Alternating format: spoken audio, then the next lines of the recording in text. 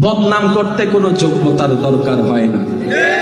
কেউ যদি আপনার সমালোচনা বদনাম করে, আজকে থেকে মন ছোট করবেন না, বরং মুস্কি হেসে তার জন্য দোয়া করবেন। যে খুশি মনে আপনার গুনাহ নিচ্ছে, নিজের সওয়াব আপনাকে দিচ্ছে, তার জন্য দোয়া করবেন, মন ছোট করবেন না। আর মনে মনে ভাববেন এই বদনাম এবং সুনাম সেটা মন থেকে আসে। যার মন যেমন সে সেটাই করবে। তার মন হয়তো নোংরা, সেই জন্য বদনামটাই করছে। আপনি সুনাম করে নিজের সুন্দর মনের পরিচয় দিয়ে দিবেন, রবের রহমত আপনার কাছেই আসবে। সুবহানাল্লাহ। বদনাম করতে কোনো যোগ্যতার দরকার হয় না।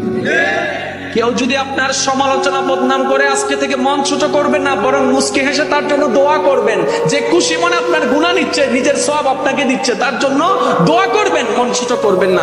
আর মনে মনে ভাববেন এই বদনাম এবং সুনাম সেটা মন থেকে আসে। যার মন যেমন সে সেটাই করবে। তার মন হয়তো নোংরা, সেই জন্য বদনামটাই করছে। আপনি সুনাম করে নিজের সুন্দর মনের পরিচয় দিয়ে দিবেন, রবের রহমত আপনার কাছেই আসবে। সুবহানাল্লাহ।